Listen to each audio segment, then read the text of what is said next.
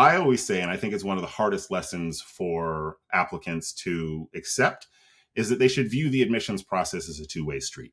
Don't feel like if New York City has 5 Wharton events and you only go to 3, then you've dashed your chances. That's not really how it works. It's not a volume play. If you start peppering people with, this is my GMAT and GPA, like where does that position me? That's not interesting to anybody else except you. You can ask a question that is related to your specific academic or career track, but it has to be one, as you said, where it's clear that you've done your research. So it's not simply, well, do you guys have a finance major? But something a little bit more specific, like, hey, for the student-run investment fund, I read that there's an application process for that. Can you share like who's successful in applying to that student-run investment fund? Because I think I'd be really interested in it. The admissions process can be a lot like dating, right? You want to be in this place where you obviously want to be responsive where it's appropriate, but it's never about just overwhelming the other person with, text messages and emails. One of the things that admissions officers look for throughout the admissions process is, as applicants, we need to ask ourselves, what is the admissions officer looking for? But then we need to think about who the stakeholders are for the admissions officer. And for the admissions officer, one of their most important stakeholders are the corporate recruiters that come to campus and recruit people for these high-paying jobs on the tail end of the process. And so if you do something like you send an admissions officer a tin of cookies when they have not made it clear that they are open to this, they're going to not only be sort of creeped out on their own, but they're going to ask themselves, oh my gosh, like, is this guy going to start sending the Amazon recruiter a tin of cookies? Like, are we going to be embarrassed as a school if we let this person in? You never want to be a bummer in an admissions process. Hey everyone, how's it going? I'm Maria Wich-Vila from Applicant Lab, and I am joined here with Brian Fobi from GuruFi.com. Welcome to the GMAT Club Podcast. In today's episode, we are going to cover a couple of things. Number one, why is it important, or is it important, to interact with AdComs as part of your research and admissions process? And number two, what are some best practices for doing so? There are lots of different ways that you can interact with AdComs, anything from online MBA fairs and virtual chats to in-person coffee chats. So what should you do or what should you not do when you have those opportunities? So Brian, welcome. Very excited to have you here. So why don't you kick us off? Is it important, do you think, to interact with AdComs as part of your admissions process? Yes or no? Yes. And the thing I would say to start there is that when I first started dealing with MBA applicants, this was in 2009, my previous work was almost always with medical students or PhD students. And so what struck me almost right away was how big of an ecosystem was already built up just in terms of the schools and other places that were designed to facilitate interactions throughout the admissions process. And it remains the case that even for medical school applicants, or to a lesser degree PhD applicants, they're not really interacting with schools as much, except within the 4 corners of their applications. And so that's fundamentally different. And it seems that it doesn't seem, it's the case that business schools, MBA programs care a lot more about these interactions. And that's obviously important if you're going through the process. But on the other side, I always say, and I think it's one of the hardest lessons for applicants to accept, is that they should view the admissions process as a two-way street. And so these are wonderful chances for you to figure out if a school is really the right place for you. And I know that the mindset is so much of like, oh, I've got to impress Harvard. And it's almost, you view it entirely as like this one-way seduction that you're trying to really make Harvard fall in love with you. But it also needs to be you figuring out whether or not this school is the right one for you. Yeah, absolutely. I can't tell you. I mean, we're recording this in sort of the late May period when a lot of these decisions have come back from the process, and our clients are, many of them are in the fortunate position of having to choose between schools. And so all of a sudden, when people did not do a lot of that work up front to determine which schools are the best fits for them, now they're left with sort of a more challenging decision, and it becomes a much more difficult decision. Or maybe they get into a school that they applied to just because they thought, well, why not? And then they get accepted, and now they're not so sure because now they have to take out a pretty big student loan to, to enroll there. And now all of a sudden, all these doubts creep in. So in general, you're absolutely right. I think the more research you do in general on a school early on, the better. It can improve your application in a couple of ways in terms of helping you get in. Primarily, a lot of schools will ask essays that ask sort of essentially a variation of why our school, why do you want to come here? And so that research can really help provide a level of specificity to your essay answer that's going to make the essay even stronger. However, I do want to caution some folks that in terms of asking like, oh, well, how important is it for me to interact specifically with AdComs? You know, a lot of these AdComs, when they come to say a large event in your city, for example, an in-person event, or they're on a virtual Q&A type of session, they might not necessarily be sitting there taking notes exactly of who said what and who did what. I think it's a lot easier to, if you make a negative impression, to be remembered for the wrong reason. So I like your theory of treating it more as a information gathering.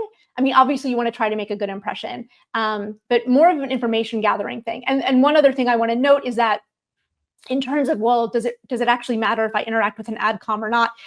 I think the only time, or not the only time, but I think it's more likely to make a difference for a school that might have a lower yield rate. Yield is, again, when people are accepted to that program, who then ends up enrolling in that program. So the higher yield rate schools like the Harvards and the Stanfords and the Whartons, for them, it's not as important because they know, statistically speaking, that if they let you in, there's a pretty good chance you're going to enroll. But for some of the other schools that might have lower yield rates, in that case, that's where engagement with the school really can, in fact, make a difference. You know, not just with engaging with AdComs in general, but things like clicking on emails and attending webinars and the like. So in terms of talking to AdComs specifically or contacting them specifically, Brian, do you have any thoughts on, you know, what's sort of like some do's and don'ts in general that you would advise? I mean, the first one I would say, in terms of actually physically like reaching out to them as opposed to going to events. Well, the first thing I would say is actually, if you're going to contact anybody, have an actual reason to do it. Sometimes when I talk to clients, they'll, you know, obviously you're in a position where you want to turn as many dials as you can in order to maximize your chances of admission. And so they'll get the wrong idea that it's kind of a volume thing, that if every single opportunity that I have to interact with somebody, I should do it. So I should talk to the maximum amount of you know, alumni. Every event that's in my city, I need to go to it. Email people, you know, reach out to every professor, all the things. I've even had people who have, before they were admitted, you know, asked about, like, I like to bake, should I send cookies? I'm like, you know, no, it's a bit much, right?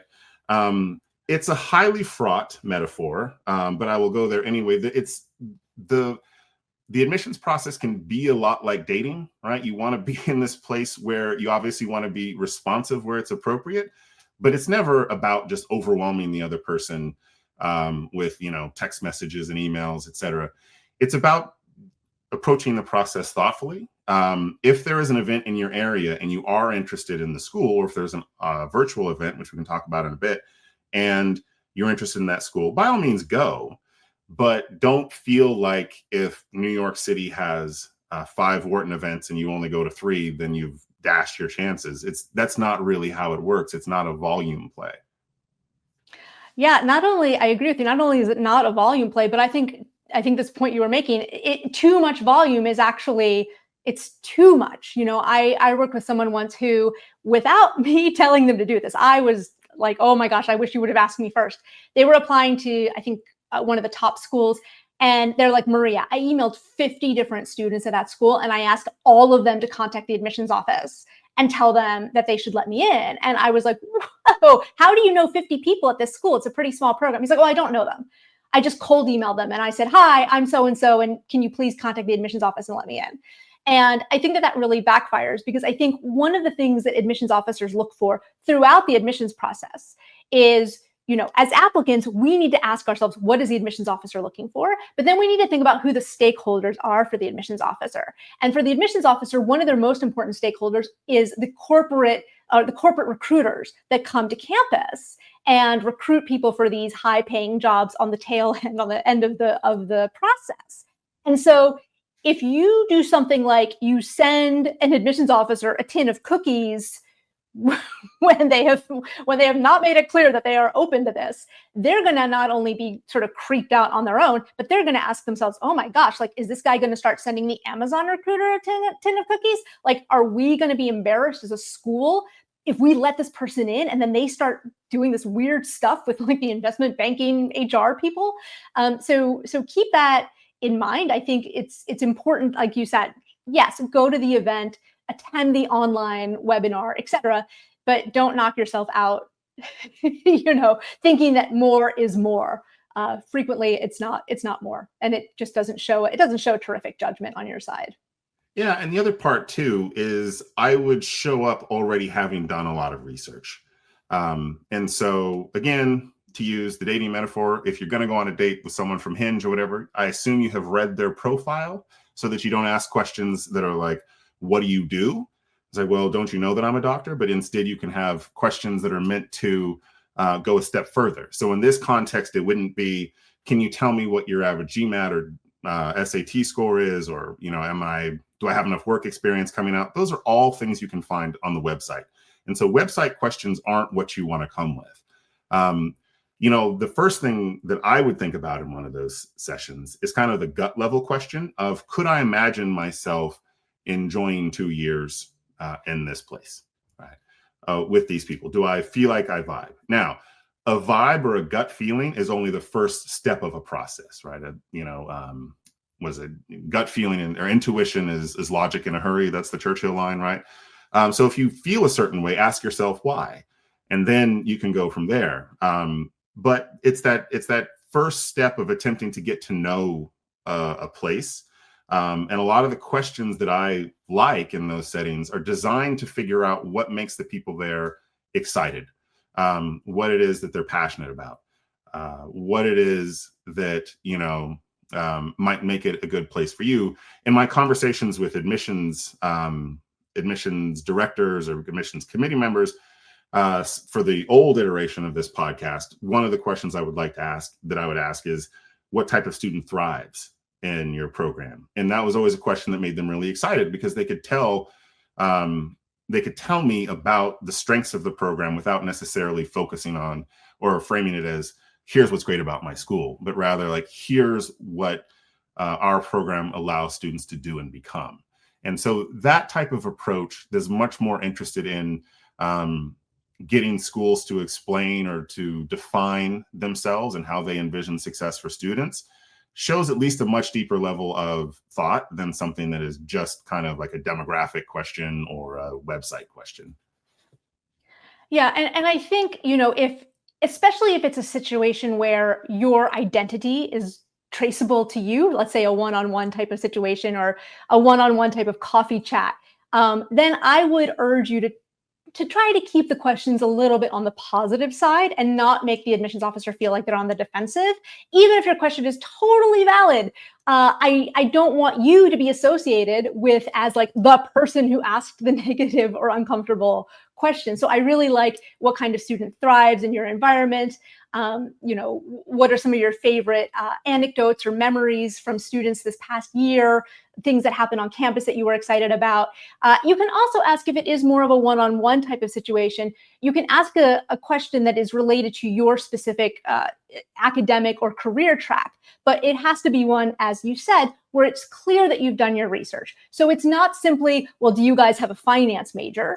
But something a little bit more specific, like, hey, for the student-run investment fund, I read that there's an application process for that. Can you share like who's successful in applying to that student-run investment fund? Because I think I'd be really interested in it. So that way you're showing up, you're showing that you've done that research. Because again, a lot of times, a big reason why you would even want to do this engagement in the first place is to show that you're not a yield risk. And so by having done some of that research in advance, you're showing like, I'm really interested in your program. Look at some of this homework that I've done. and then you're giving them an opportunity to talk about that. What are some questions that maybe some other types of questions that maybe people should perhaps not do? Yeah, the website questions are kind of the big one, right? It's boring and uninteresting. If I can say one additional point about the negative questions, I don't think it's the topic per se, because you can ask a question in a way that gets to like a problematic area, but do in a positive way. So if the question is job placement, right, and say like, what changes have you made, or the students that did well in last year's job market, what did they do, or even providing like a frame of last year, everybody struggled to place students. How do you think it looks for your school next year? Slight changes, so you're not coming across as negative. And it's not unsimilar to what I will tell people when they're writing their personal statement. If you have a negative thing, a failure, and sometimes many schools will just ask you for a personal failure essay.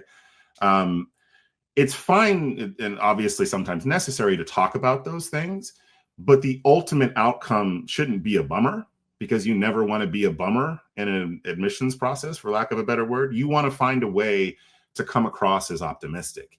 And so if you're the guy at event who just comes off as a downer, people like people who are optimistic and positive.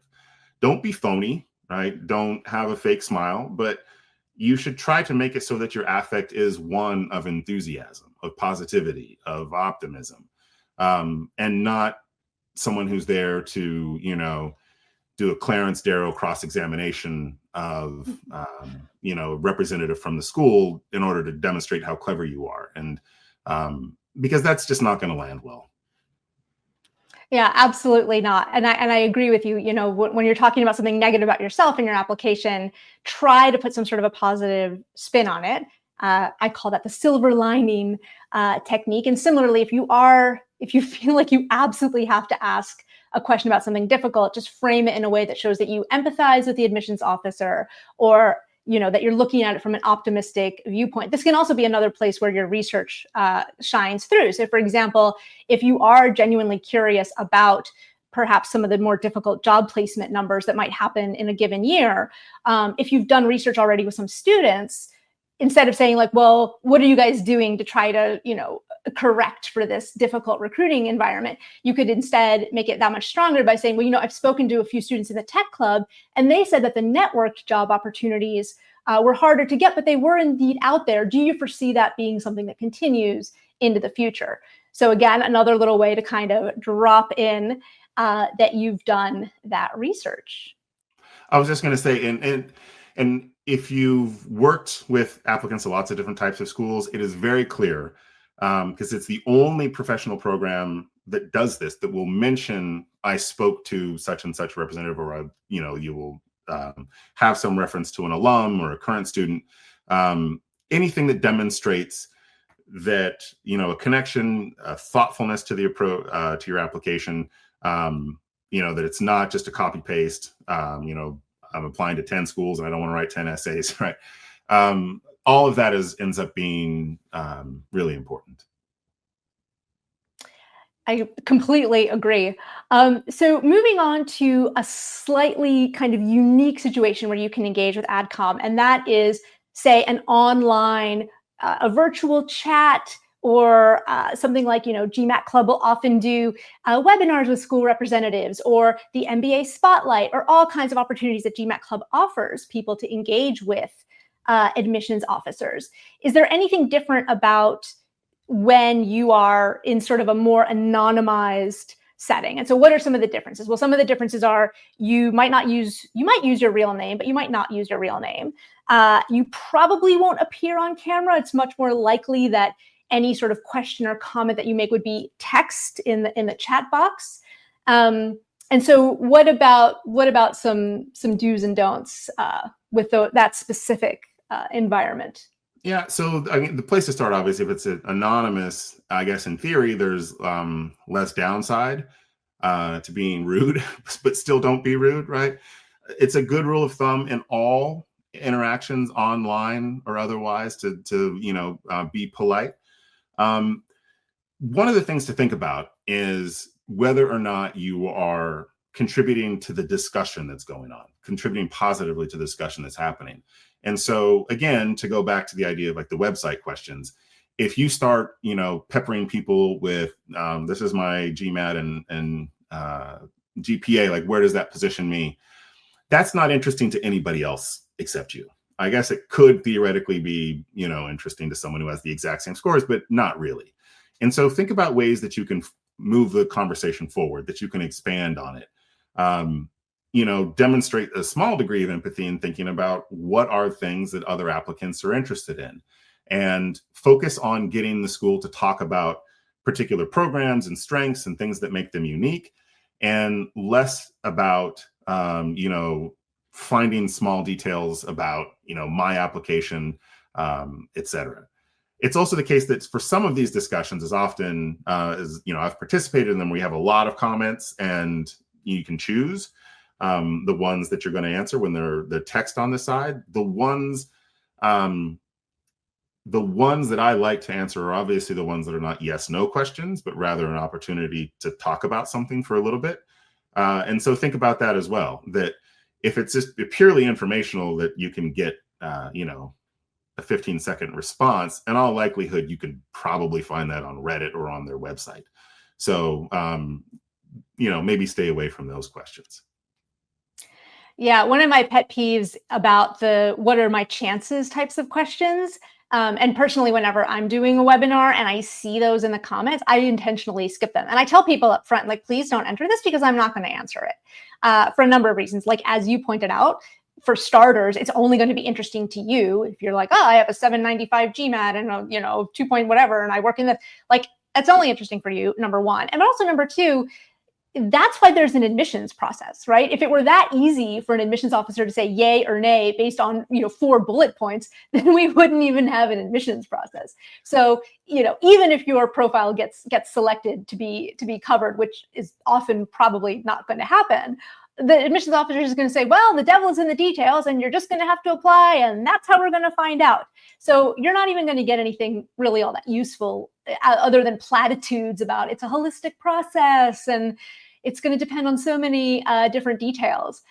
Another pet peeve of mine in these online discussions is that, normally when you're the presenter, you can sort of see a list of all of the different comments coming in. And I can't stand it when people will post the same comment over and over again because they think that, like, I haven't seen it, when in fact I've been presenting.